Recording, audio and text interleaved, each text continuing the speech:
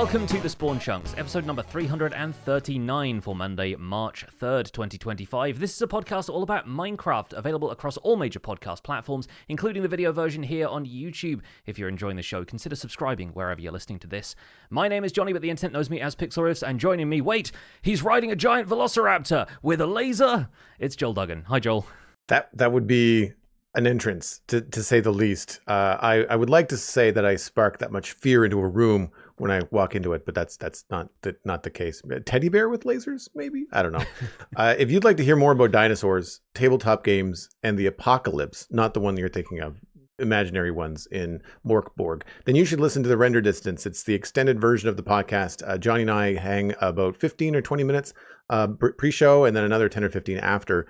And we just talk about whatever, talk about what we've been doing in the weekend. Usually it's nerdy, fun stuff, often related to Minecraft or video games. So if that sounds like fun, then check out the Render Distance. That's at patreon.com/thespawnchunks. And that's where folks that like the show and want to support us can go and do that. And a big thank you to all of our patrons at the top of the month. It's the first show of March, which means it's another month of support, meaning that we can continue to do the show for you. And we really, really appreciate it.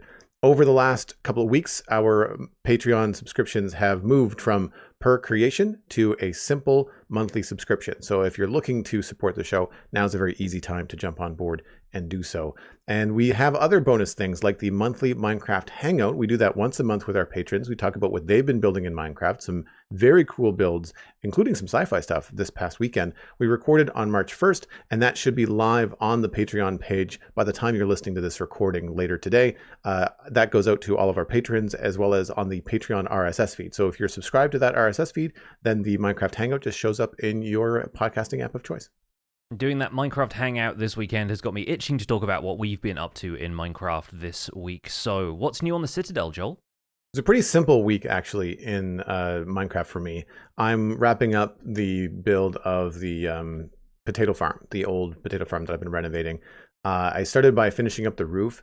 When I moved the roof and scaled it down, I had to remove a lot of cool kind of mossy bits on top of it. I've used a combination of leaf blocks and mossy cobble. All of this, of course, was done before moss blocks, azalea, and moss carpet was involved. So I had to do two things. I had to reduce the amount of moss that was on the roof. I still wanted to have some, but I had to kind of dial it back a little bit. And because the building now has an upper floor, I couldn't just use all of the mossy cobble as parts of the roof because, of course, then it shows on the inside and looks kind of funny. So I went more with areas that allowed me to add some moss and some overgrowth that didn't affect the way that the build looked from the inside. And so that's just got some azalea, some moss carpet, little bits of bush hanging over the edges of the roof and hanging down a little bit, but not too much. I didn't want to distract too much from the roof because, again, it's a much smaller roof now. So the more moss I put on it, the more I was covering up the really intricate design of the roof. So I didn't want to do that. And so that finished up very quickly. It actually didn't take very long, again, because it's a small roof now. And then I moved on to the landscaping on the back side of the farm. So the farm has a back garden that goes down to the river. And so that required me to do like a retaining wall between this farm and the neighboring farm, do all like the grass and the textures of the bushes and overgrowth and stuff. Take the cobblestone wall that I had previously as a placeholder and move it into like cracked stone and tough. And just, I love that I've got more blocks to work with than when I first constructed this. So having tough and mossy cobble combined really helped things look overgrown. And then I have rooted dirt and packed mud and other blocks, again, that I didn't have 4 years ago to work on the paths. There's a path that goes down to the barn and the barn basement, and then it goes down to the riverbed, or riverbank, sorry. And so all that kind of came together as just kind of a nice kind of go with the flow couple of streams, including the riverbank. And the riverbank is a technique that I've done a number of times before, but I really can't stress how easy it is to make a riverbank look overgrown by just doing a combination of grass and ferns covering every block. And I want to say it's about 70% grass, 30% ferns. And you don't have to turn every grass block into like a moss block to cover the dirt sides, because this overgrowth does kind of help with that. And then you go through and bone meal almost everything. I mean, down near the water, you don't do every block, and then up near the top of the hill, you don't do every block. But in between, you just nail everything with bone meal. and it just looks like those really kind of reedy, overgrown riverbanks that like would be too steep for people to travel along. It's going to be lots of water, very wet, so it's going to have lots and lots of growth. Throw a couple bushes in there if you can, and it's really effective to just quickly cover up a small area that one is on the back of my build, and I should not be taking like hours to make this look perfect because like it's a blink and people are going to miss it. So stuff like that was really cool to put together. And I've decided moving forward, because the last thing in this area is, of course, the other side of the riverbank that I want to touch up. And I'm going to wait for the new drop from Minecraft. I want access to bushes, firefly bushes, and some of the other new foliage and stuff that's coming. So I'm going to wait to do the riverbanks until that comes out. So I'm going to move on to other things now on the Citadel in West Hill. But I'm going to wait for whenever 1.25 or 21.5 comes out so that I can actually utilize some of the newer foliage along the heavy kind of landscaping and foliage work that I want to do along the river. You've managed to preempt my first question. I was wondering if you were waiting for some of that stuff, especially with the bushes and the amount of variety of foliage you've got going on in there. I am also curious if you're going to find anywhere to fit in wildflowers and leaf litter, but I presume leaf litter you'd want to stick around any of the custom tree work that you built around here, or any of the kind of the standard trees that you've grown to be like central trees to this area. But most of this is quite open, right? So it doesn't seem like you've really wanted to fill in trees. They haven't found the right place in the way you're trying to control sight lines and stuff, right? Yeah, the leaf litter would be something I'd be using on like tree stumps, or some of the places underneath my custom trees have gone more brown. Like I've been using soul sand, soul soil, muddy mangrove roots, that kind of thing. And I think the leaf litter would really help with the edges of those, like to help the brown sort of look like it might bleed more into the green a little bit better. So I'm looking forward to using that. I was thinking that the leaf litter, especially now that it's going to tint with the biomes, that it might be something to try along the river edge, because the river edge along the entire west bank is all a taiga biome. And so it might be cool to try and keep that brownie thing happening with the greens, because any kind of greens that I'm going to use, I have to make sure that they're leaf blocks or other foliage blocks that will tint with the biome. Otherwise, things look kind of strange with like a nice green moss, but then like the weird minty grass color. And then you get the combination actually of the taiga biome and the river biome. Both of them have very strange grass colors compared to most other biomes, kind of like in the plains kind of palette. So it'll be interesting to see what I can get done there.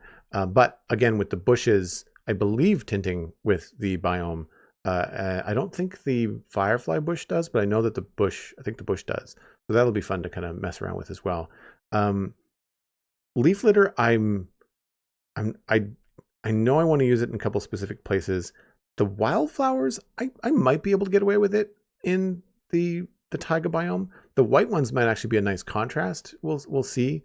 I've done some flower fields in other areas, like where it's a big open field and I didn't want it to be boring, but I didn't want to do like crazy custom work.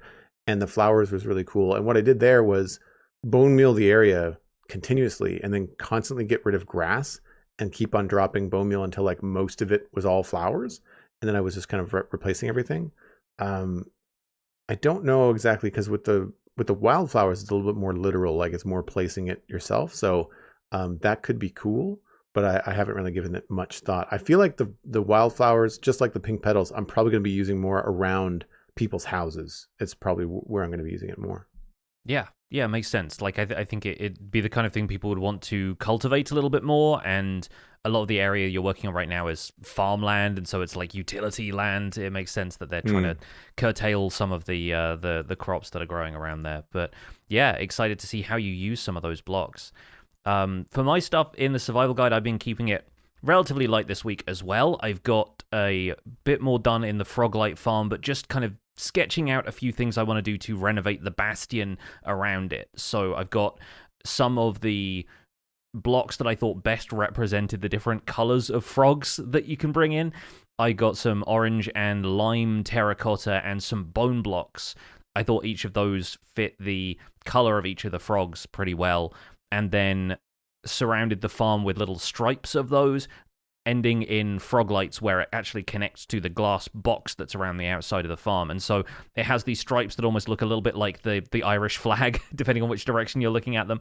And I think those end up looking really good as decorations for this area. I'm planning on building some stuff out to support that as a color palette and get rid of most of the lava that's around here, mostly so I don't end up throwing myself into it again.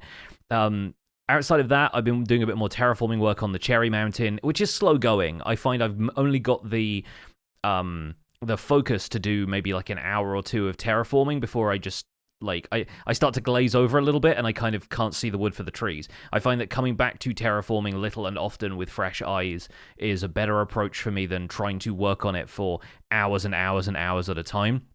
So I'm reshaping some of the waterfalls, adding a bit more of a stone outcropping to the mountain, so it feels like the waterfall is more realistically coming over the edge of a large, hard patch of stone and then falling, rather than trickling down the mountainside and doing that staircasing thing that water does in Minecraft as it goes.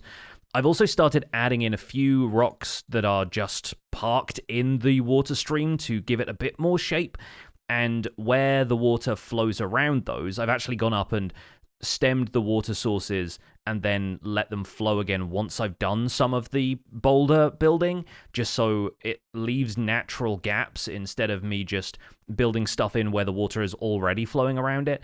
And that left a few areas where I could put in some pale moss to blend with the tough blocks I was already using as boulders. And on top of that, we've got some natural grass, which up in the mountains looks that very kind of pale blue-green. And I've added some brighter touches with nether sprouts, which are the ones you get from warped forests that are very low grass kind of texture. And it just adds a bit more of that cool tone into everything that makes it feel a lot more frosty up there. So I wanted to start moving that in amongst some of the snow blocks to blend with the ice up there as well and give that a kind of cool texture, but still have some foliage poking through up there on the mountain. So that's what I've been up to this week, along with shaping some of the bottom of the other side of the waterfalls into another basin that's going to flow out into a flowing river from there. So yeah, it's slowly starting to come together. I'm starting to develop a bit more of a palette for working with some of this stuff. Kind of like when you're working with Lego bricks and they have those generic, like, big, lumpy boulder kind of pieces. I've started to think about how I can just drop those in around this landscape and how they will help shape some stuff whilst customizing some of the terrain a little bit more bespoke, as it were. I want to say the nickname for some of the rock pieces in Lego, I think they're called burps. I think it's Big Ugly Rock Piece. I think that's the creator name for them or something. I've heard something like that before, yeah, so that does ring a bell. Yeah, so I'm working on ideas like that with just like a standard tough boulder that I know I can build everywhere that's going to look pretty decent. And I've been doing a little bit of terrain shaping before I go back in with the shading. But when you're working on something this vertical, it takes a while to do, so my tolerance for it is kind of maybe an hour and a half at a time before I feel like I have to go away and do something else. Well, I feel that. When I do landscaping, I find that after a stream, I sometimes might even have a headache. It's from looking at the ground so much in Minecraft, or like looking down at those pixels sweeping by, especially when you and I have such experience in Minecraft and we're trying to get something done in a stream, but we can both play Minecraft probably at a pretty good clip. I feel like we can create stuff quite quickly in survival.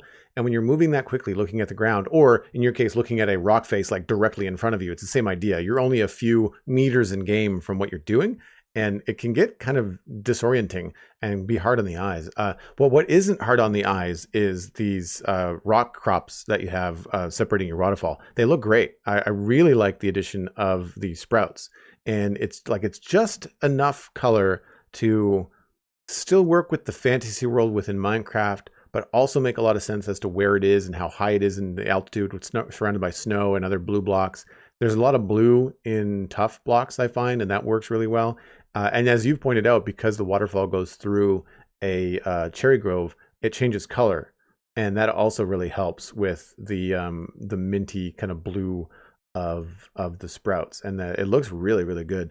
And I like the touch of going back in and having snow on top of the tough blocks. So like, even though the rock outcrops have been there to separate the waterfall, they've been there long enough to have snow accumulated on top of them.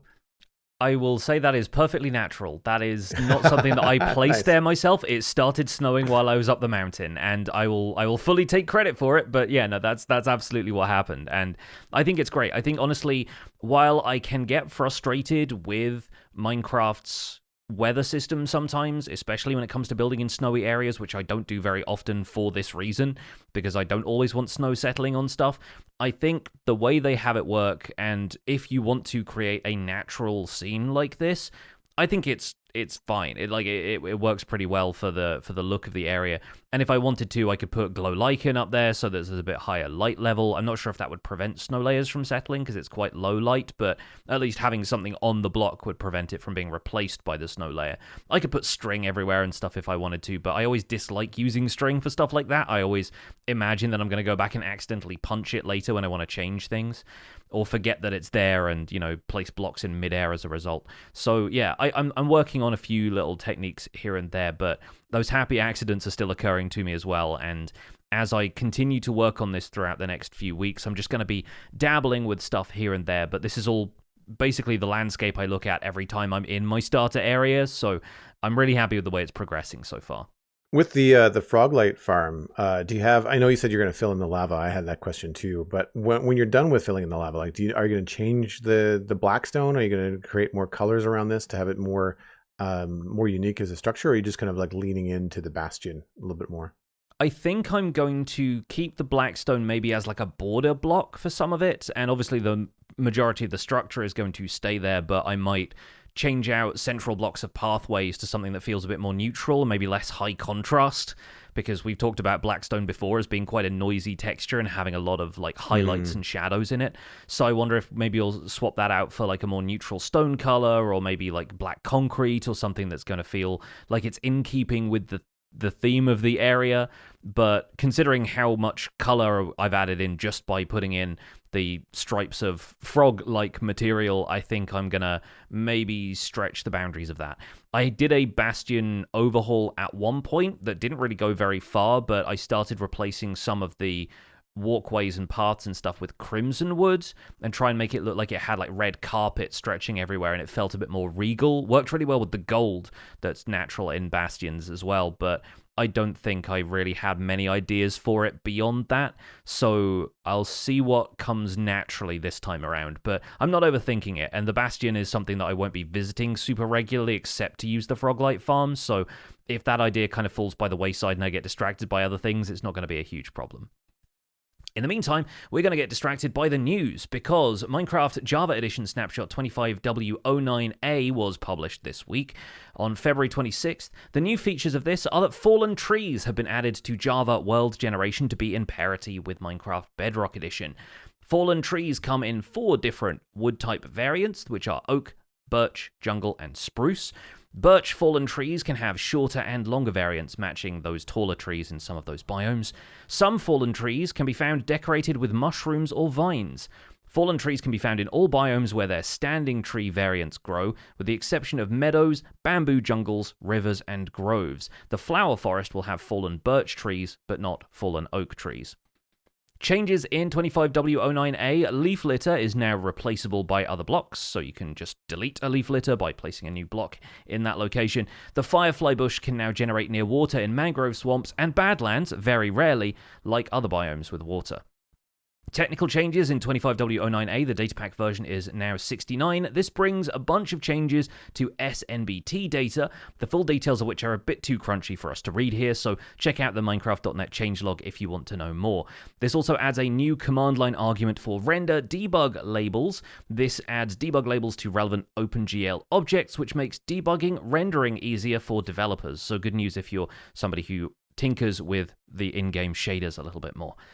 Notable bug fixes in 25W09A include dead bushes not being able to be placed on farmland, the end crystal beam appearing black, the player sometimes being able to teleport through a blocked end portal when moving very fast, beacon beams rendering over fog when outside render distance, beacon beams rendering beyond the client render distance, and leaf litter being able to be placed on walls and fences. Those all got fixed in the 09A snapshot alongside a bunch of other bug fixes, and as per usual, if you want to check out the full Minecraft.net changelog, that's linked in our show notes over at thespawnchunks.com.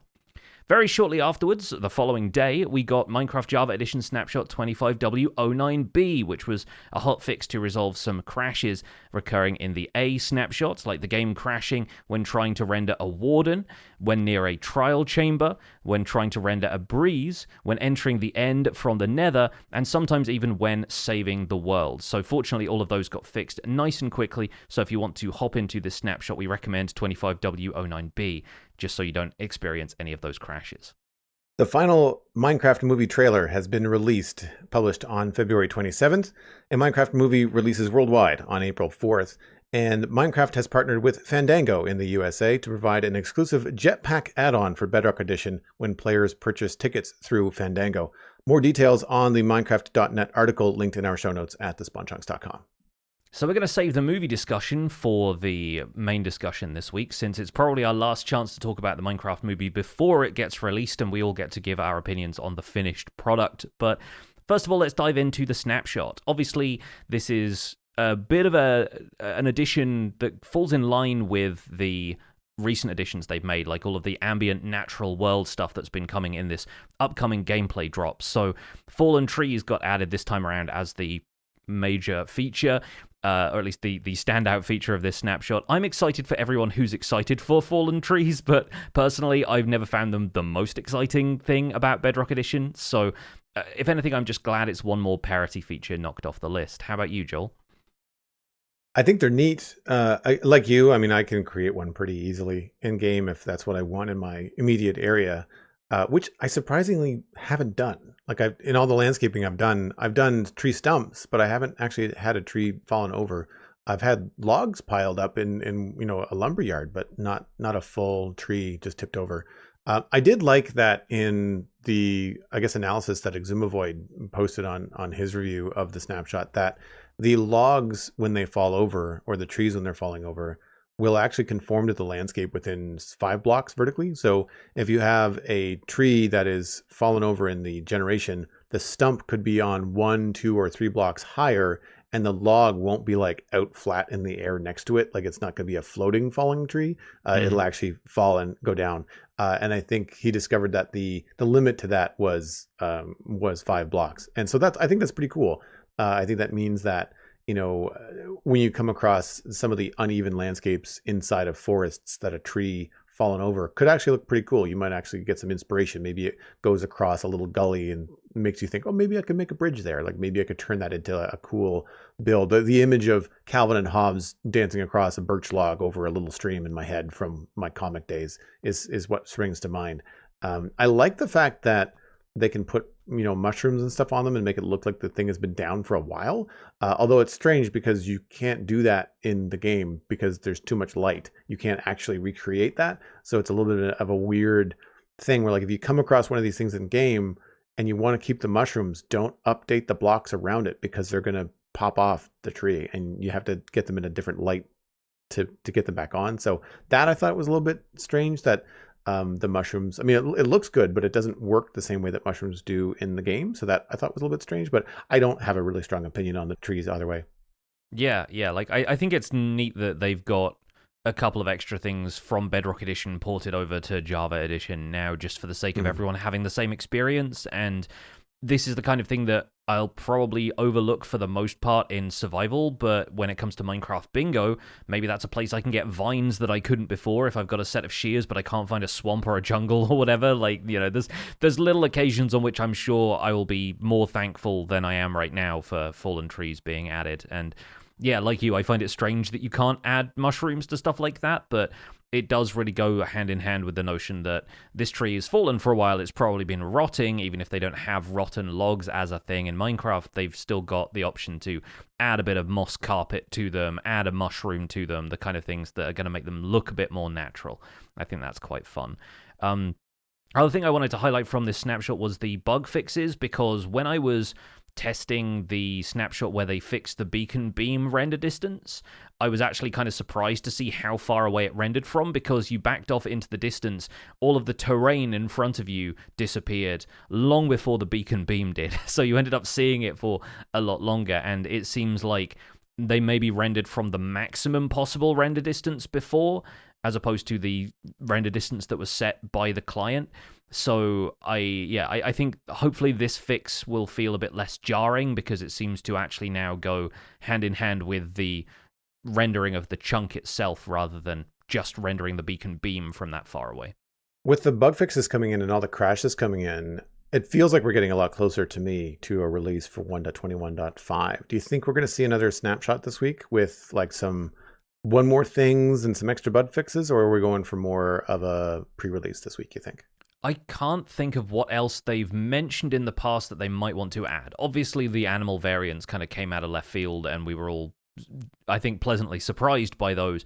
But I don't think they have any more of those in the tank, judging by the fact that sheep was the last one, and it was sort of an afterthought, almost like they didn't want to do too much to sheep.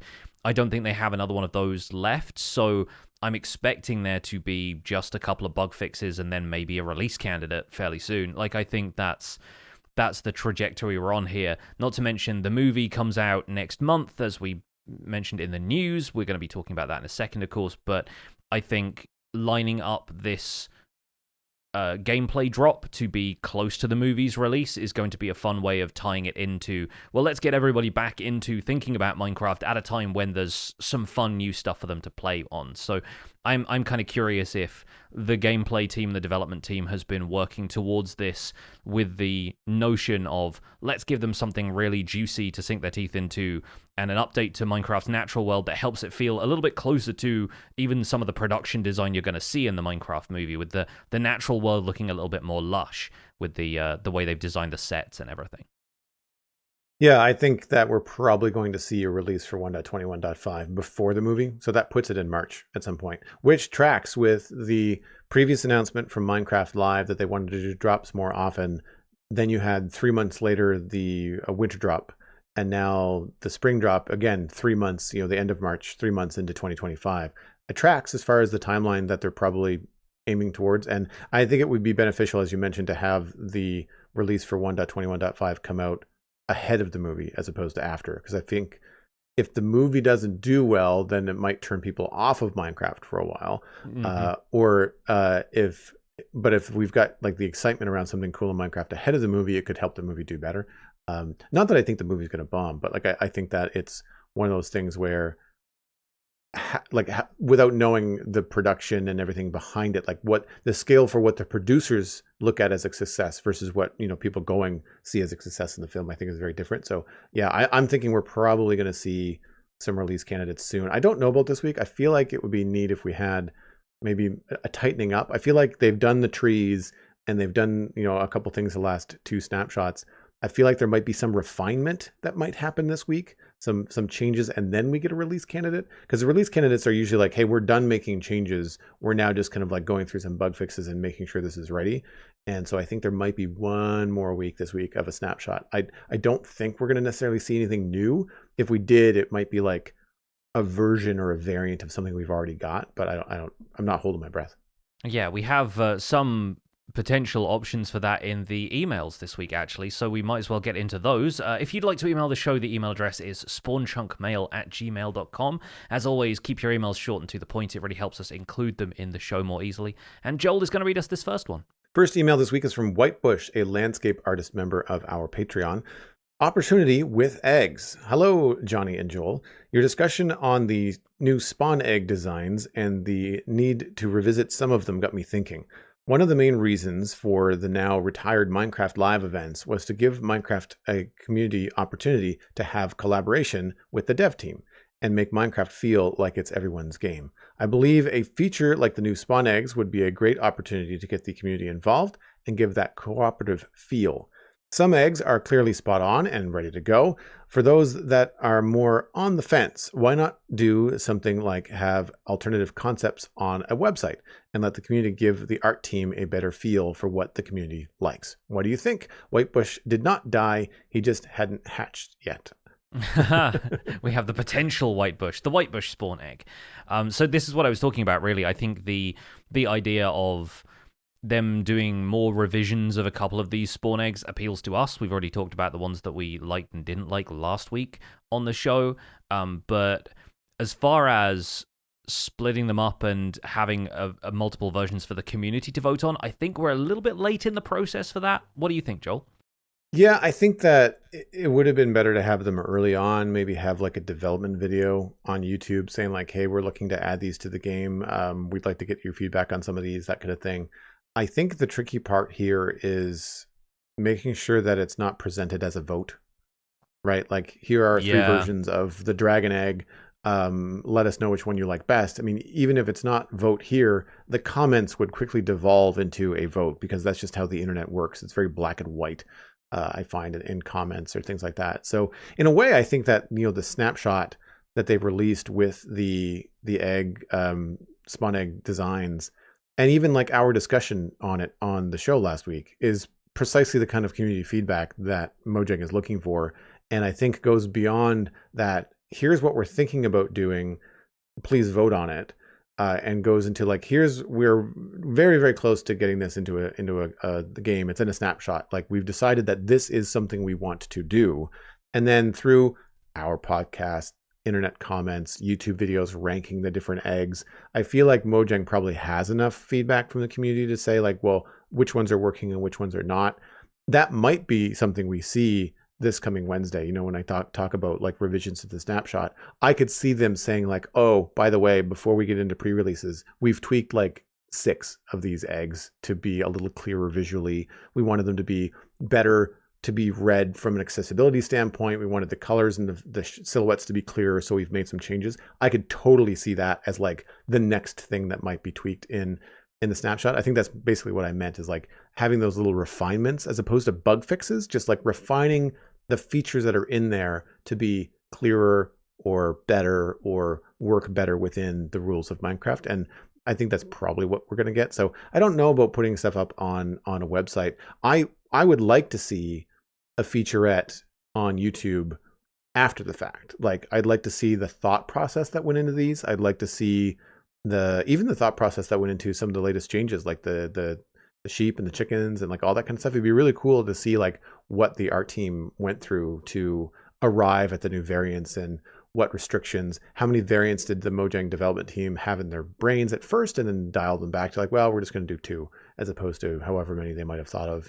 We were talking before about the muddy pig not being one of them, and why was that? Like, I feel like those kind of things would be interesting to hear from a developer perspective.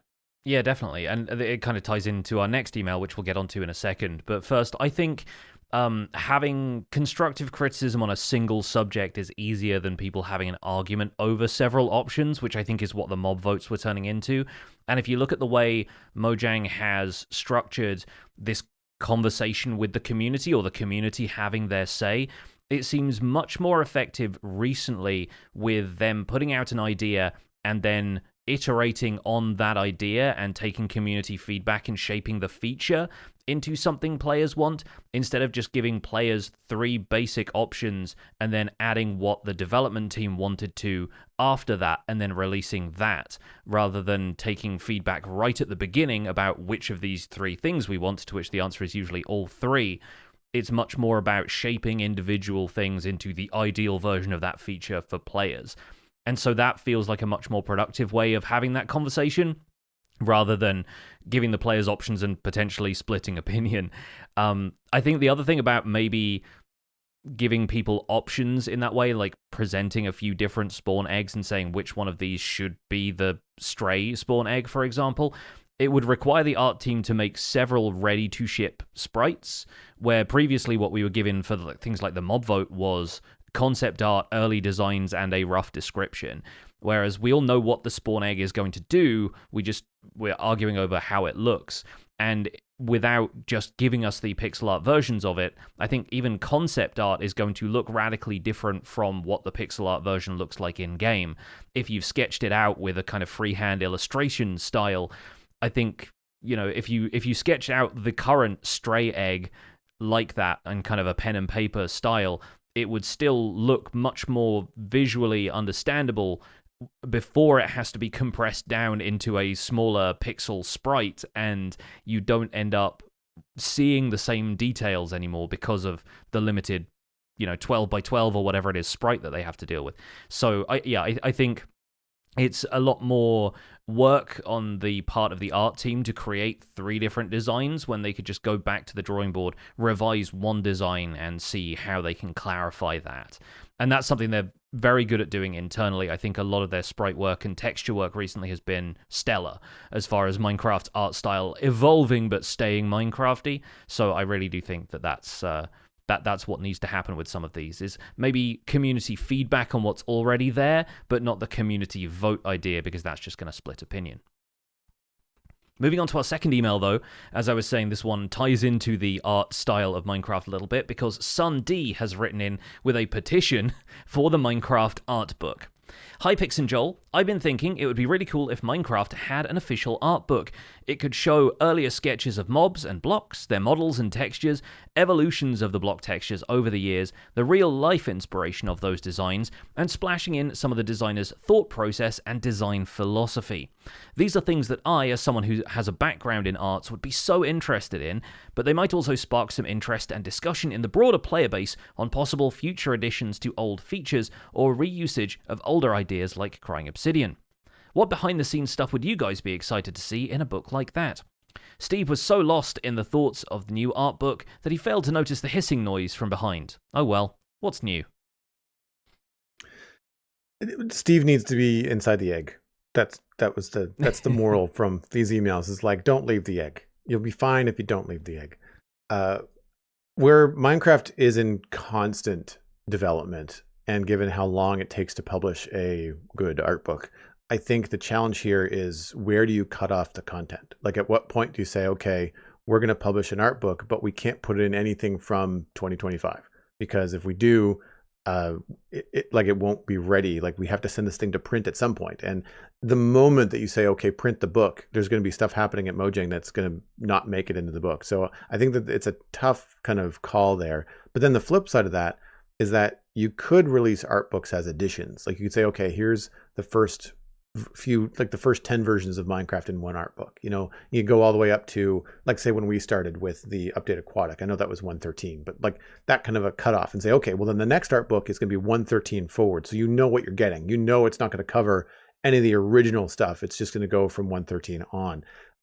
It would be really interesting if they came out with art books or art devlogs or something specifically to each release. Like some of the big ones, like the Nether update, it would have been really cool to have a behind the scenes art book or art presentation that's just based on the Nether one, and doesn't have to, include the scope of Minecraft, because it's such a big game, having been around for so long.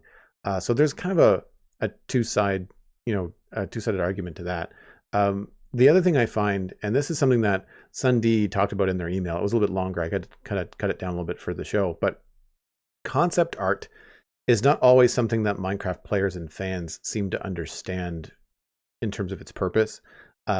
It's often taken literally as this could have been or should have been in the game.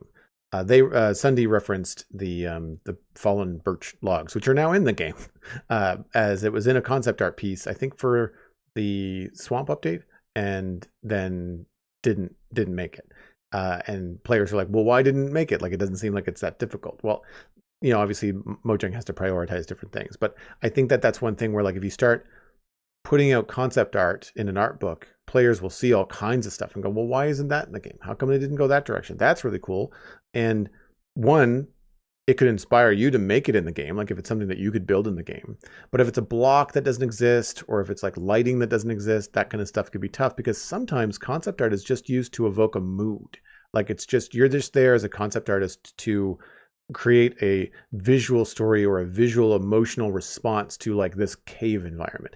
And then that concept is passed on to, like, the designers and the technical team, who have limits on what they can do. And the concept artist would have had some limits, like, you got to make it look blocky, it's got to be cartoony, it's got to look like it belongs in Minecraft. But otherwise, concept artists are very often instructed to, like, inspire and push the boundaries. And then the technical team has to say, like, well, that's a really cool glowing effect, but we can't do that. So there's stuff like that I think players would have to understand. And I've not seen concept art in Minecraft that's not been taken literally, it always seems to be as such. And I think the only time it's been really successful is when it's been something that is already in the game I'll use a frog for example. Like, here are the concept art for frogs, and then you see the frogs in the game, and they look pretty much like the concept art. Like, okay, well that's not going to ruffle any feathers because, well, one, frogs don't have feathers, but then also it's you can see the linear progression, and at that point it's more of a character design art book and than a concept art book, right? So it's kind of a back and forth there. However, I do think, given the amount of marketing material that I'm seeing flying around on the internet for a Minecraft movie, that there's a really good chance that there could be a Minecraft movie art book, because that's a finite thing. Like, the movie is its own thing. It's separate from the game. It's based on the game. But given the visual storytelling they're trying to do, given the devlogs and some of the behind the scenes featurettes that we've seen for a Minecraft movie, a art book for a Minecraft movie could very much be a thing.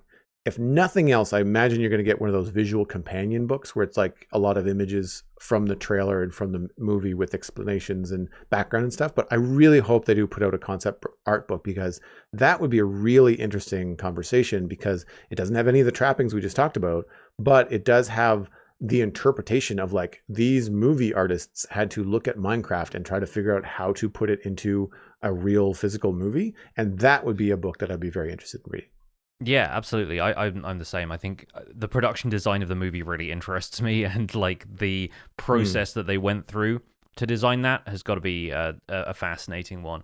But I think what you're looking for in this email is the World of Minecraft hardback book. I'll leave a link to this in our show notes. There's an Amazon link there, but you can obviously find it in other bookstores. It's probably the closest that we're likely to get to an art book. It was released fairly recently, and it's got a history of Minecraft with some supporting images. There's some concept art in there. There's some full-page sprites of some of the more iconic, like Diamond Sword, Diamond Helmet kind of sprites. There's some stuff about the paintings by Christopher Zetterstrand.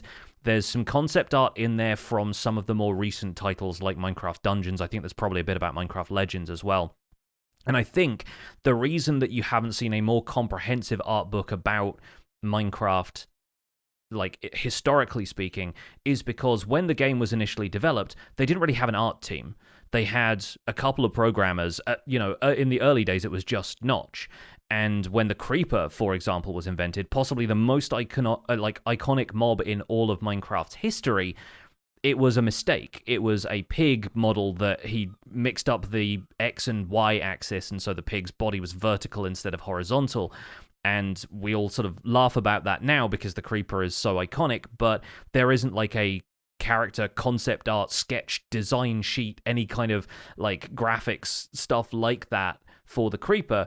It was just a model that he decided to retexture and just did the pixel art texture for.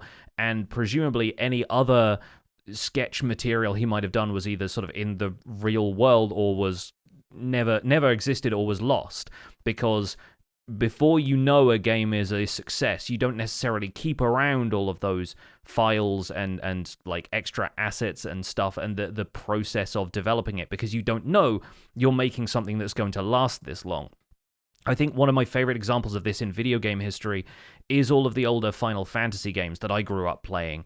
And there was a fan and artist who went through and meticulously repainted and I think used a few like AI techniques to kind of interpret some of the more pixelated backgrounds that would originally have been glorious like hand-painted backgrounds for Final Fantasy IX. But unfortunately, the full high-res texture versions of those were lost when they compressed it onto discs that would play on the original PlayStation 1, and they just threw all of those assets out along with the rest of the development team whenever they started working on another project or moved on to different things. And so none of that stuff exists in an archive anywhere. It's all gone, and so people have had to go through and try and reinterpret it themselves. I think the same will probably be true of a lot of the early graphics work on Minecraft, is that you just don't keep stuff around for that long because you don't see the need at the time to document it for future posterity. And so I get the sense that that's why even the World of Minecraft book has to rely a lot on photos of the time and in-game screenshots and a lot of the supporting material of that is of gameplay rather than of like a drafting stage, because Minecraft was not like Mojang was a studio of one back then. They didn't have the art team that they do now, so the process was very different. I think we're actually quite lucky to be living in a time when Minecraft is as popular as it is, the Mojang team is as big as it is, and we get to see more of the behind-the-scenes stuff at events like Minecraft Live, because you just wouldn't see that about the original process when Minecraft was just a small handful of people developing it in a small office. But the movie, on the other hand, is a big deal, and it's only a month away now, so we'll talk about that for a little bit. The final trailer for the Minecraft movie was released this last week, and you can find that on Warner Brothers' YouTube channel. There's also an article about it on Minecraft.net that goes into a little bit more detail. All of the credits and all of the kind of marketing blurb for it is there, but we're just going to give our general thoughts on our impressions of what this Minecraft movie is shaping up to be based on the material we've seen so far and this final trailer. So I only saw this yesterday. I had a busy weekend and I knew it was out, but I didn't jump on it right away. And I saw a couple of clips on, I think it was probably TikTok, and I was like, oh, those look new. Like there's a couple of things happening that look new. And I'm optimistic. Like I'm trying to remain optimistic. And you have to admit that the whole idea is weird. Like Minecraft is a pretty odd game when you really start to think about it. And taking it into a live action video game versus real people sort of thing, it's a weird idea, and I accept that. However, the more I see of a Minecraft movie, the weirder it gets. It's one of those things where like, that's pretty weird. It's pretty weird. I accept that it's weird. And then I go see the next trailer, it's like, it's really weird. It's getting bizarre. And in some ways, I think it's good. I think that it's obviously not taking itself too seriously, which would be death. Like that would just end it right there. So it's probably going to be pretty free-spirited. I feel like going into this, there's going to be a lot of Easter eggs for Minecraft players, like a lot. And I don't know how that's going to play with more general audiences. Like I think kids will like it. I think people like you and I will probably like it. In terms of like the Easter eggs and the fun little quips and things, all the in-jokes. But I don't think like the parents that are going with the kids are necessarily going to know all that stuff. And so that might be a little bit tricky. I do have some caution on how long the movie's going to be and how much of it is going to be Jack Black-ified, because they seem to be really leaning into him in all of the trailers, but more so in this more recent one, as he gives kind of like a speech as to like the plot and what's going on. And it sounds like a wrestler on Monday Night Raw talking about, like the piglins and the fate of the world. And even when he says something as simple as flint and steel, the way that he says it, you're like, flint and steel. Wow.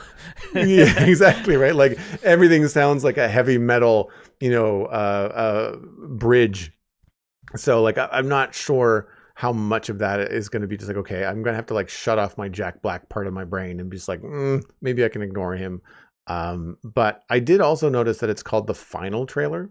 And that to me is interesting, because I imagine they're also not wanting to give away too much more visually. They've already given away a lot.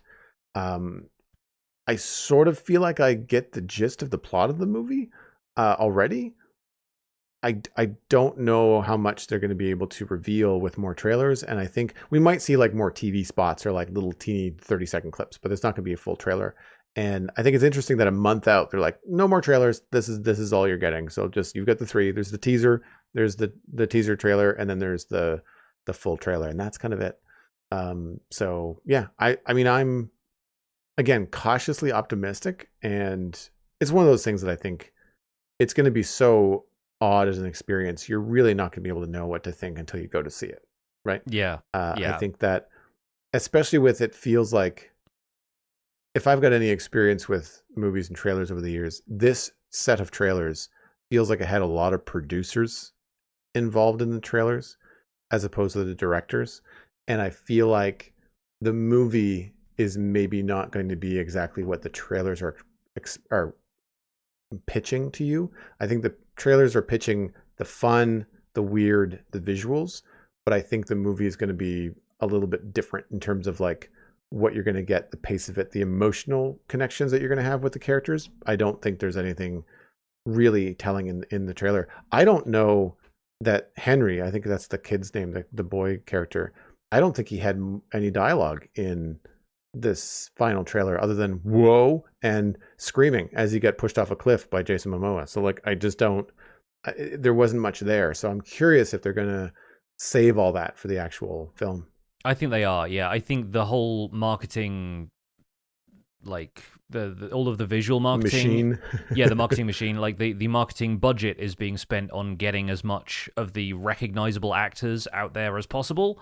And if anything, Steve's monologue in this just feels like him exposition dumping at some stage in the movie so that he can get separated from the main cast and those characters can go off and have their adventure. Like, my impression is that he's introducing them to the world so that they can go out and tell their story. He does seem to still be involved in the action. There's a few like action shots later with a bunch of them traveling together, but I don't think necessarily he's going to be there for the entire thing. He might just end. It's not Steve's movie. He's probably just a really strong supporting character. But that's an assumption I'm making based on this. I think I'm looking forward to going into it with a level head and an open mind. And I think the stuff we're still seeing is the diehard player base struggling against the idea that the movie is telling them a story when they're so used to Minecraft being their story. Like, you know, they're used to creating their own stories, and so being told a narrative based around something happening in Minecraft still kind of doesn't jive with Minecraft as a game. It's not like you're getting the experience of playing the game Minecraft, you're getting somebody else's experience of playing the game Minecraft, which, you know, isn't necessarily everyone's cup of tea. And I entirely appreciate that side of things. I think in terms of the visual style that people are still having trouble with, obviously there's not much you can do about that at this stage. Like, it's a month before release, it's not going to change visually. I think the difficulty is so much of the stuff in Minecraft cannot be represented by real-world things and still look like Minecraft. So if you made the villagers, for example, that I think are still probably the most controversial-looking thing out of all of this, if you made them real people, then you miss out on the aspect of them being from Minecraft. If you made them more like the villagers in Minecraft visually, stylistically, then you have a much harder time understanding that they are something that the real-world characters could even physically interact with because they would look so different. If you push it even further towards them being more realistic from still a Minecraft stylistic perspective, then it verges on body horror. And that's the kind of thing that, like, is going to freak out younger viewers. And so you have to tread that line very carefully. So I think people who are still bouncing off the visual style, you're going to have to suspend that disbelief at some point. Otherwise, you're not going to enjoy the movie. And some of you, I think, are probably committed to not enjoying the movie in the first place, which is entirely fine. I think the weirdest part about all of this was the inverse of what we've been seeing with these real-world characters interacting with this, like, CG augmented Minecraft overworld. At the end of this trailer, you get a nitwit being hit by a car. And that to say that came out of nowhere, sort of an understatement. We knew that Jennifer Coolidge was cast in this movie. We had not seen her character up until this point. She steps out of a car having hit a nitwit with it. Nitwit seems fine, fortunately, just takes a bit of a tumble. And she steps out of the car and goes, "Oh no, not again!" And I'm like, "Is she some sort of serial, like, vehicular menace who's just been running stuff over?" I assume it's like maybe she hit a deer once or something like that. But it seems very funny that her first words when she steps out of the car are, "Oh no, not again." But yeah, the idea that maybe some of the Minecraft world has crossed over, like a nitwit seems to have wandered into whatever portal has brought the human characters into the Minecraft overworld, and like something has gone the other way. Or maybe they made their portal and it happened to occupy the same space as this nitwit and they got unknowingly warped into the real world or something. That's an angle I didn't see coming, even though the initial pitch for the Minecraft movie was the Ender Dragon enters the overworld and causes chaos. I remember reading like a single line about it ages ago, before that concept has seemingly been scrapped and they're not worrying about that as a plot device anymore. But man, that's something that I didn't see coming, and apparently neither did the nitwit. Yeah, and the violence in it reminds me of Who Framed Roger Rabbit. So I think if people go in, and if you haven't seen that, I mean, that's an older movie. So if you're one of our younger viewers and you haven't seen Who Framed Roger Rabbit, really, really good film from Disney, and had a lot of cross licensing with Warner Brothers too, to get like real live people in film with cartoons, like 2D animated cartoons. I mean, Mickey Mouse, Bugs Bunny, all kinds of crazy characters. Epic performance from Christopher Lloyd too. But it's a really good film, and good to look up how they did it too. Because the when the nitwit got hit by the car, like his hands don't even come out of his sleeves. Like he maintains that like cross-armed vibe, that stoic villager posture. Yeah. Yeah, I mean, he seems a little bit dazed and unfazed, and they don't speak. They still make the same kind of like mumbling, honking noise apparently. So there's no real way to communicate. But there's definitely some strange visual things about the villagers that I noticed. That on one hand, I think it's like, all right, well, that's pretty funny. Like the fact that they all have this giant unibrow, which of course they do in the game, and it looks very strange, but also fitting in terms of like you recognize it immediately as a villager. But then it's this weird mix of other features that I find very odd. Like they do have mouths in game. I had to look it up, but it's just a line. Like it's just a couple of pixels on either side of their nose. So we've not seen villagers talk or move their mouth shapes. They don't even have expressions in the game unless you have a mod, or you're watching one of those cool animated things that they showed off at Minecraft Live. But it's this combination of like the big square head and the square eyes and the unibrow and the weird square nose that looks completely odd. But then it's a very human-like mouth. Like the lips aren't square. It's just a human type mouth underneath. I'm assuming that they can make other noises, but like they haven't shown it. And then it's a very human shaped and scaled ear on the side of their head, which doesn't exist in the game. They don't have ears. There's not even pixels to represent ears in Minecraft. And it's a very odd thing to see like a human ear on the side of this block head. It's an odd experience. And in every other shot in the trailer, the villagers sort of look like you would expect. They're kind of standing there with a dumb expression on their face. They're kind of neutral to grumpy looking. That no one seems to smile or have any kind of expression. There's no conversations with them. There's a couple of honks in the background. Heads turn to look to see what's going on, but there's really not much given. So I'm curious what the interactions are going to be like. Like, are they going to be a character that, like, as Jack Black's Steve is going through the village and doing all kinds of crazy stuff, we going to see like villagers roll their eyes in the background? Like, is there going to be some in-jokes and some stuff like that going on? Because they need to have some sort of personality. However, one thing I noticed is that the baby villagers smile. They're jumping up and down and kind of cooing in the very brief scene that they get. And you can see the smile underneath their nose. And it looks really cute. Like, it actually works. So I'm wondering if there's going to be a little bit more to the villagers than what they're letting on in the trailer, because the baby villager reminds me of this meme that I'm sure most people have seen. I'll have a link in the show notes as well. But it's a mother has taken the eyebrow pencil and drawn very large comical eyebrows on what looks like a 6-month-old baby daughter. Mm-hmm. And then dad comes home from work, has no idea what's going on. And the little baby looks over her shoulder at dad from the high chair, and dad cannot compose himself. Like, he just, he can't even look his daughter in the eye without bursting into laughter, like doubled over. And that's what I see when I see these little baby villager with the giant unibrow. Like, it's just ridiculous. So despite it being weird and off-putting as an adult, there's still some really cute stuff that's going on. So I feel like there's going to be a back and forth in the film between like, they nailed that, and what were they thinking? You know, villagers, what were they thinking? Baby villagers, I think they nailed it. Pandas, nailed it. Like, the panda scene at the opening, including the breeding of the panda, was just hilarious. Like, there's even an in-joke there for parents where, like, these two pandas look at each other, kind of bat their eyelashes, and a child appears. Like, can you imagine? One of them is eating bamboo as well. So, like, the requirements for breeding are all there. Like, it's very funny. Yeah.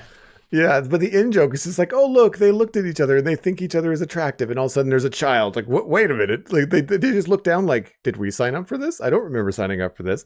And then, of course, the baby panda sneezes, so it's one of the. It's not grown up, but it's one of the sneezing pandas, and Yeah. the sounds they make were all pretty cool. So stuff like that seems to be pretty spot on. What did you think of the opening sequence there with like the water bucket clutch and the Yeah. elytra stuff? Oh man, I saw an early comment along the lines of like, I can't wait to see Jack Black do a water bucket clutch, like jokingly, and I was like, no, they're way ahead of you. Like they've got your number. Yeah, no, I think that opening sequence, like, it's so difficult again from like a special effects point of view, like the amount of compositing and the amount of like kind of goofy family comedy special effects style stuff that they're doing in here. Like the whole movie has that visual style to it that it's like, don't take this too seriously. And I still see people wanting to like tear it apart for like not looking realistic or whatever. I'm like, I mean, come on, it's the Minecraft movie. It ain't that serious. But yeah, I think the pandas look fantastic. I continue to just be impressed visually with the landscapes that they've got. Like the environment artists working on this movie have nailed it. Not just from the perspective of it feeling like the way you remember your Minecraft worlds, like as though you could see for miles and that there are these really interesting mountains everywhere and there being sunlight, even though the game's engine doesn't normally do that unless you're playing with shaders or whatever. Like, I think the overall visual style of it, even like the bridges that they've set up for these set pieces where they're in a minecart traveling away from stuff, and some of the structures that are in the background that they're clearly running away from, I think those are really well rendered and like super cool environments. If any of it is done practically, that's amazing. Again, would love to see more behind the scenes on how some of that stuff is done. But yeah, like the visual style is starting to gel with me. I mean, I was not completely put off by it before, and I'm starting to get what they're putting down here. Like you, I find some of the juxtaposition between big and blocky and the occasional human touches that they leave in there to be a little odd. The ears are something I noticed. The fact that the zombies have fingers is something I was not prepared for. And that was one of the shots where they're kind of running away and the zombies are like groping at them. I just went, what feels off about this? And it's the fact that the zombies have hands instead of just like sticks, you know, which obviously wouldn't work for them actually interacting with anything, so you have to suspend your disbelief somewhere. But it's so strange seeing a zombie with big, like, exaggerated CG augmented fingers, or maybe gloves or something, however they did it, and still the big square head. It feels a little odd. It feels like a middle ground between what you might expect of real world stuff and Minecraft, and that's still strange as somebody who interacts with the stuff on a daily basis. But it really forces you to confront how some visual aspects of Minecraft are things we just take for granted. Like, how are we supposed to interpret the biology of a creeper looking at the flat textures of it inside the game? The answer is you're not. You're not meant to overthink it too much. But they've had to overthink it in order to make this movie, because in order to encounter a creeper, they've had to say, well, why is the creeper's face black like that? Is that like something that's sort of painted on the outside, as it were? Or is the creeper hollow and you're seeing some darkness on the inside of it? And that seems to be what they've gone with, is that the creeper's face is just hollow and dark. And so what you end up with when Jason Momoa's character encounters a creeper, he like backhands it and then it starts to flash like it's about to blow up. They also can't have the entire creeper change like red and white the way it does in the game when one is about to explode. So they've gone with this thing where it's almost like a hollow head on top of the body being the thing that's moving around. And biologically, that feels weird, because you're like, you can see inside this thing. Where's its brain? Like, how does that even operate on a biological level? The answer is it doesn't, and you're just as required to suspend your disbelief about the production design of this movie as you are to suspend your disbelief about the textures of things that you encounter in the CG world of Minecraft. I think it's a weird mentality that you're being forced into, and I can understand why some people are rejecting that as being too weird for them. I get it, I do. But I think the film seems to have enough charm that it's going to pull that stuff off, at least for kids and families going to see it. I think anybody who spends too much time examining this is going to find themselves staring into the abyss after a while, right? The creeper sequence was really strange for me too, and it was for that reason. It was like the hollow thing inside, but also the sound effects. Like also the creeper reacts to being punched by Jason Momoa with like a whimper, and then he apologizes. He's like, "Oh Yeah. no, you're cute. I didn't mean to hurt you. You're fuzzy," and then it blows up. And it's similar to the nitwit at the start, or rather the end when it got hit by the car. Jason Momoa just gets thrown, 6 or 8 meters, and probably has like a singed beard, singed mustache, like cartoony, probably soot on his face. It's not really. He's got the leather jacket on. He's already wearing leather armor. That's what it is. There you go. He's got a little bit of damage protection on there. Yeah, but it's like it didn't seem like it was going to hurt him too badly. It didn't seem like it was going to blow up all the surroundings, like that kind of stuff. So I don't know how they're going to explain that in the film. Maybe more. There was a scene later on when they're running a minecart through a cave where there's tons of creepers. There's dozens of them. And I'm wondering if one is not so bad, but if they group up, well, then maybe the explosion is a little bit more dangerous for our adventurers in the film. But I did really cue in on the sound effect, like the whimper. Feeling sorry for the creeper briefly was not something I was expecting. So yeah. Stuff like that could be really interesting too, right? And I don't know how they are explaining the brain. It reminded me, the creeper in this reminds me of the kind of enemies that you encounter in like a Mario game, where like the bullet's got eyes. It's a video game thing. Like just dodge the bullet. Like it's just don't think about it too hard. And I think that's kind of with the creeper. It's like it's just meant to be this really strange, we can't explain it, we're going to do our best kind of thing. On the flip side, I feel like they've put a lot more thought into the nether creatures, like the piglins and the ghasts and the piglin brutes. And I did a double check. The ghasts are chained up and they're being used as air balloons.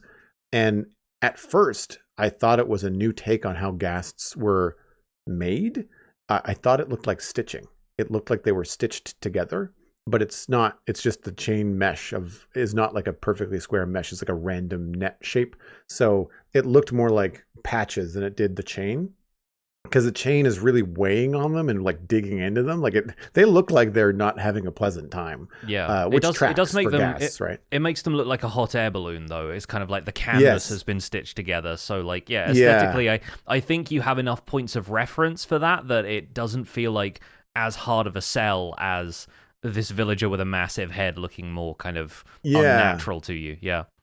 Yeah, and I mean, I think it's weird because like you go within a portal from our world to the overworld, and all of a sudden you're being super critical of everything you're seeing, from the wolves and the sheep and the villagers. But you go through a second portal into the nether, and it feels like, all right, well, we're already in a weird dimension that just has nothing to do with any kind of real world reference. There's no grass, there's no trees.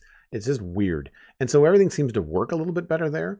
And it reminded me, of course, of Minecraft, not Earth. Legends? What's Legends? Thank you. Yeah, the ones where you're dealing with all kinds of different piglins, and the way that the cinematics went in that game. Yeah, like it did sort of remind me more of that. And I think that they're trying to explain a little bit more about like the plot and what the piglin's motivation is, and they just feel more like a plague than they do like an individual society, which is kind of what they were kind of depicting a little bit more in Minecraft Legends. But there's more to them than just piglins and piglins brutes too.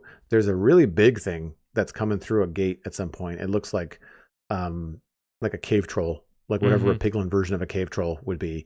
But then there's a scene where Jack Black is describing piglins destroying creativity. It's not, they despise it. And there's a piglin that's drawing a little house. It's all very colorful. It looks like a kid's drawing. And this weird kind of like witch doctor looking shaman piglin, is all hunched over, has a really long neck, speaks, I think, and says like, "What do you have there?" And I'm wondering if that's Jermaine Clements. I think he's one of the voice actors in the film. Is that his name? I think that's him. He's from from Flight of the Conchords and Flight of the Conchords. Yeah.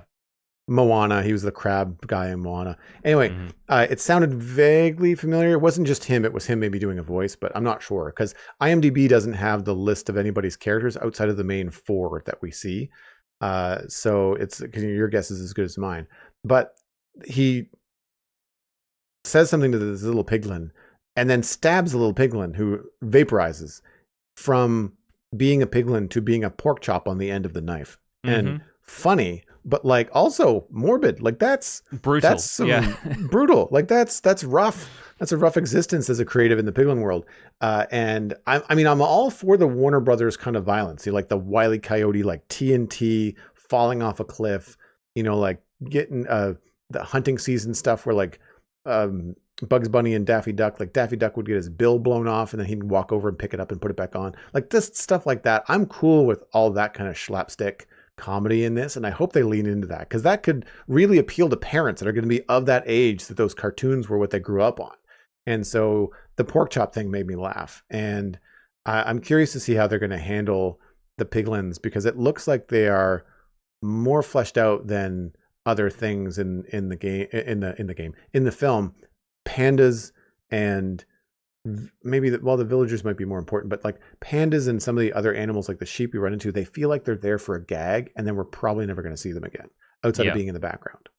Yeah, I'm not expecting the pink sheep to become a character in the same way that like the piglins clearly have an agenda, and it's the same as like you're saying in Minecraft Legends where they've got designs on the overworld, like they plan on taking it over. They make for a pretty easy like comedy villain, and they seem to be doing a lot more stuff with them along the lines of Minecraft Legends, creating a piglin hierarchy. There being these sort of, mythical figures, like slightly more developed piglins. Maybe the piglin brute is the one that you see coming through the archway, but they're bigger and stronger and a little bit less like a retexture of existing piglins.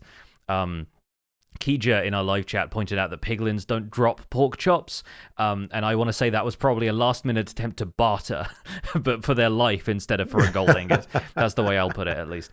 But yeah, like I think a couple of Easter eggs I spotted about this whole section. First of all, the Nether location is definitely a bridge bastion remnant, possibly even a bastion. This may be still while Piglin society is at its peak, but there is definitely a snout above that doorway that you see the bigger piglin coming through in the sort of menacing shot in the distance. So yeah, there's some fun stuff there. We also see pillagers very briefly in what seems to be a woodland mansion segment, which I'm guessing because you see a woodland mansion as Jason Momoa's character is running away on a bridge from a bunch of piglins who are all holding little lit TNT blocks and stuff with like ticking fuses and stuff. But before that happens, presumably, is when he's in the ring with a zombie villager chicken jockey, and the pillagers in that shot are a weird one because they're all just kind of standing around in the ring, and it's like these are usually hostile to you in the game. So have they brought them in as like, are they sort of an offshoot of the villagers? Are they slightly more friendly in this? And they're just like, they've grabbed him and thought, oh, you look like a good fighter here. You can fight our prize fighter, the chicken jockey. But the pillagers in the background maybe don't look as detailed as the villagers, but they're still as expressive. And I assume they're just going to be like a mild sort of a cameo of sorts for the pillagers. But yeah, like the structure that he's running away from looks like a woodland mansion.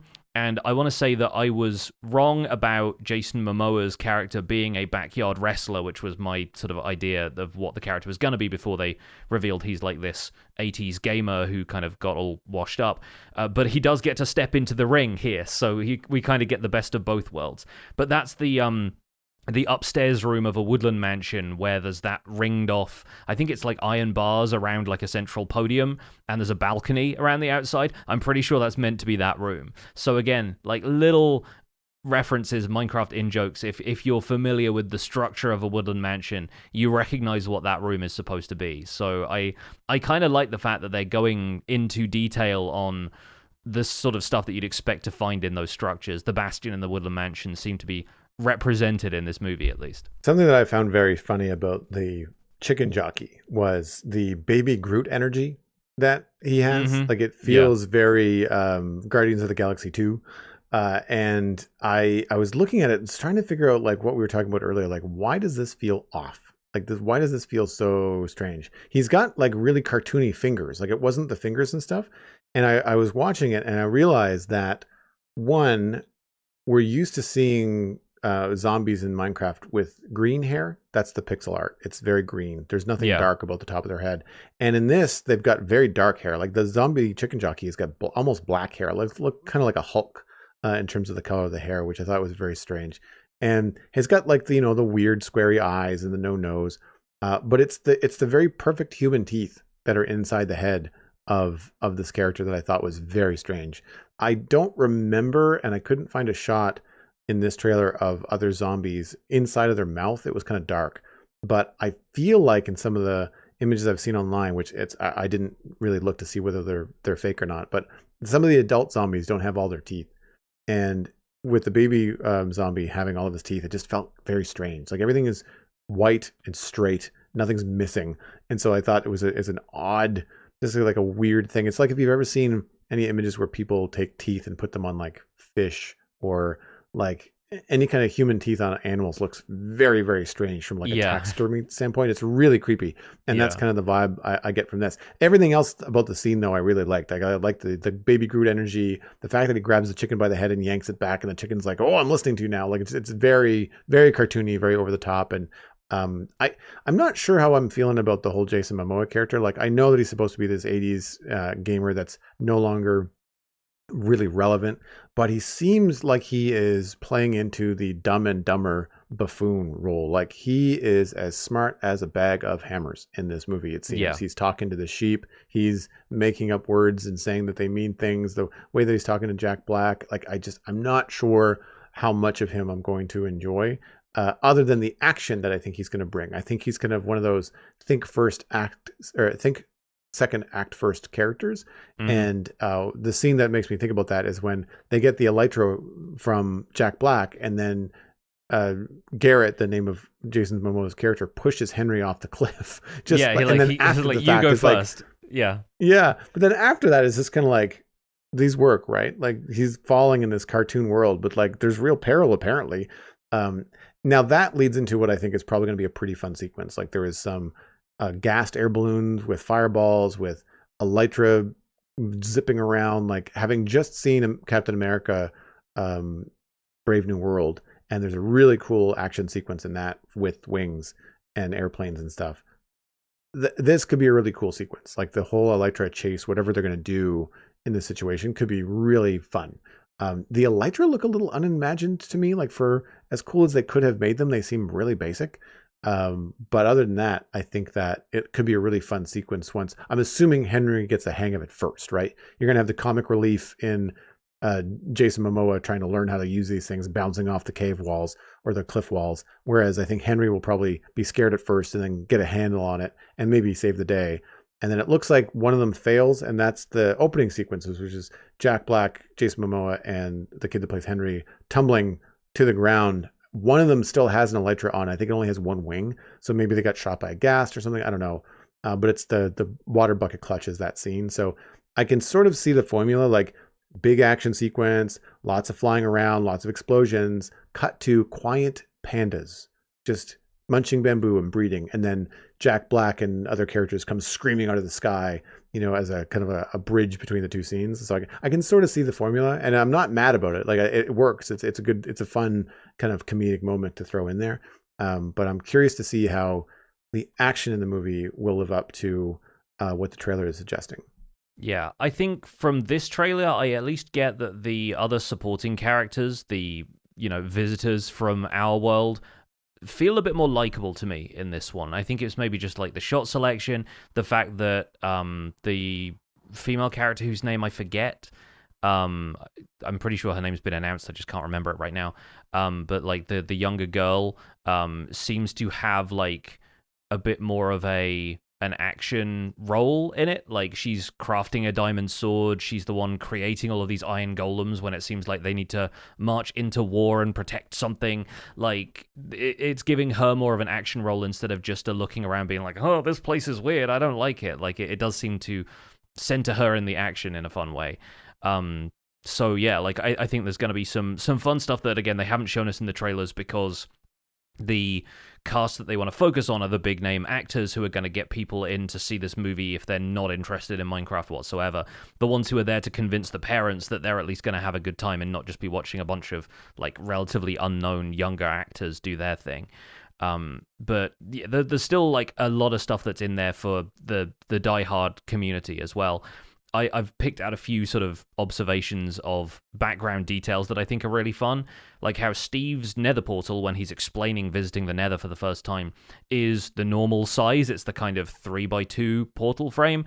And the one that the piglins seem to be invading through, it seems like they've built the largest possible portal. It's like the 23-meter high version, which I think is very cool that they've shown the size difference in there. It would also be really funny if they were coming through something that big in the overworld, but on the nether side, they were still going through one that was 3x2 because they don't have to be identical. Like, there's a lot of like visual gags like that they could do that would be a really nice nod to Minecraft players. Obviously, we see them do a bit of building in this trailer. They're building like the villager head statues, kind of like Easter Island heads on the cliff. But in the background, as there's a walking shot of the main cast and some villagers, you see a theme park. And I'm not certain if that's something that Steve has built or if it's something that maybe him and Henry collaborate on when Henry is learning to build things. But there's clearly like a big roller coaster or water slide kind of thing and a Ferris wheel and a big tower. And I'm like, that'll look stuff like stuff that they've immediately gone and built to have fun with when he tells them, hey, you can build anything in this world, you just have to have the creativity and the imagination. They're like, right, we're building a theme park. And that's something Minecraft players do, because as soon as you find out minecarts can be placed the way they can, you're like, okay, I can make myself a roller coaster. And Minecraft roller coasters have a long history of being built in all kinds of worlds. So I think that's a really fun thing. Yeah, there's a few other bits and pieces that I spotted that we don't have full context for, like in the scene where they're learning to fly with Elytra and Henry's character, Henry gets pushed off this cliff. He has in his hand something that looks like some kind of musket or like, I don't know, maybe an air horn or something, but that's him modding items into the game and like the crafting table mechanics being somewhat unusual in the same way that we see Jason Momoa's character creating the nunchuck buckets. There's potential for them to introduce some more wacky stuff in there, but there's already been some people being like, oh, he's modded guns into Minecraft. This is like, you know, every like 11-year-old's dream is we turn Minecraft into Call of Duty. I don't think they're going that far with it, but it seems like there's some wacky items that they're going to throw in there that we haven't seen in the trailers and stuff yet, but there's little bits and pieces that you can catch there. I think that's more or less all that I found in this, but I'm sure there's a ton of buried Easter eggs, and there'll be lots of little bits and pieces for players to latch onto once the full movie is out. So, honestly, to wrap up this discussion, I'm still looking forward to it. Like, I'm not going to be running out, like, going to see a midnight release or anything like that, but I will try and catch it opening weekend. Depends on the audiences, because I do like to go to quieter movie screenings these days, and I imagine this is going to be wall-to-wall kids for the first, like, week. But, yeah, I'm looking forward to actually seeing what this movie has to offer, and whether it sticks the landing, water bucket clutch or no, whether it ends up feeling like something that they did the best they could, and it's just a matter of opinion whether you like it or don't like it, rather than them really dropping the ball on some of this stuff. I'm, like you, cautiously optimistic. Yeah, I'm curious. I'm as an artist, I'm just very, very curious how they're going to interpret all the things that I've spent so much time with over the last 7 or 8 years in Minecraft and put it into a movie. I'm not really holding my breath as far as the story goes. Like, I'm sure it's going to be pretty standard. I think it's going to be something that's meant to appeal to the masses. It's a family movie, action comedy. I'm thinking like, you know, Jumanji and anything that Dwayne Johnson has done in the last few years is very, very similar, right? So I feel like that's probably going to be the vibe. I'm definitely going to try to go see it opening weekend. I think it would be cool if we could both see it opening weekend and talk about it on our next episode. So if it comes out on the 4th, our next episode would be April 7th, that Monday. So, I mean, I'm game to give it a go that weekend for sure. I'll be going to a later screening, probably to eliminate the theater being full of of really, really little children. Yeah. But that should be cool. I don't really get to see movies in theater that often these days, and usually I reserve it for things like big Marvel movies, but I feel like this is going to be a really good excuse to go check it out. I'm also curious to see what the score is going to be like. You know, there's a little bit of hints in the trailer, but like whether the hints in the trailer are from the actual film or they're just putting in Minecraft movie music into the trailer for the audience for the trailer. I'm curious what the full score is going to feel like, if it's going to feel like familiar tracks from Minecraft, if it's going to have a brand new sound, but also still feel like Minecraft. So I'm curious about that as well. And that'll be fun to experience in a big sound system in a theater. But yeah, I'm definitely going to go see it. It's cautiously optimistic, but like really curious. Like having seen the trailers now, like I'm really curious to see how this is going to come together, and even more curious to see the greater Minecraft community response to it. Like once the movie is out and it's not just people making clickbaity videos for YouTube about the trailer, slamming it because it's the cool thing to do. I'm curious on, I'd love to hear parents' feedback on it. I'd love to hear kids' feedback on it. And then I'd also like to hear like more of your average player age, average Spawn Chunks listener feedback on it. Like I'd be very curious to see the full spectrum of people responding to the film.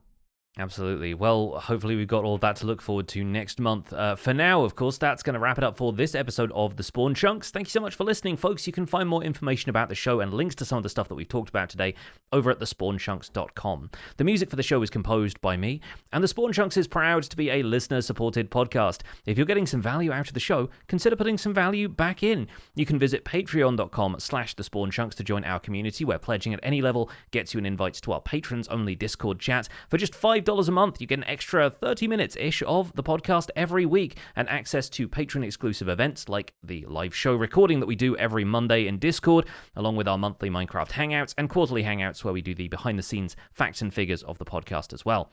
We currently have 288 patrons, which is down 4 from last week. We'd really love to get that number creeping back up towards 300 again. But special thanks go out to our content engineer patrons. That's Hunter555, Jumbo Sale, Mindtrip Media, Party Voyager, and Yitz. Thank you all for your support on this episode. Sharing the podcast with your friends is the easiest way to support the show. Just tell a friend about the Spawn Chunks and where they can go to listen to it. You can find the Spawn Chunks on social media by name on Blue Sky, Twitter, Instagram. It all depends on where you like to hang your social media hat. New episodes are available on Mondays on your favorite podcasting platforms, including YouTube, where you can watch the video version of the podcast. You can also check out the email for the show. That's spawnchunkmail@gmail.com. The RSS feed is linked on the spawnchunks.com, and the patron-only RSS feed is on the Patreon page. That's where you can listen to the Render Distance, the extended version of the program. My name is Johnny, but online I go by Pixelriffs. You can find most of what I do at youtube.com/Pixelriffs, where the Minecraft Survival Guide is currently in its 3rd season. I'm also streaming 2 or 3 days a week on Twitch. Sundays are a little bit hectic these days, but I try my best. I do behind-the-scenes work there for my YouTube series. I also play a bit of Elden Ring from time to time. I'm also the voice of the unofficial Hermitcraft recap, which you can find through a quick YouTube search. And aside from that, I'm at Pixelriffs on Blue Sky and Instagram. Joel, where can people find you online? Everything that I'm doing online can be linked through joelduggan.com. That includes a post to the Citadel Cafe podcast, which is all about sci-fi and fantasy entertainment. Stephen and I will be talking about Captain America, the Brave New World film that we saw this past week. So that's going to be recording on Thursday this week. I also stream on Twitch at Joel Duggan, very easy to find. And I've been focusing a lot on Satisfactory and Minecraft lately, kind of biding my time until the new release comes out for Minecraft, as we have more blocks and more foliage and stuff coming there. So expect a mix of the two over at twitch.tv/JoelDuggan. Thanks for visiting the Spawn Chunks. If a tree falls in a forest and the world outside is infinite, does it make a sound?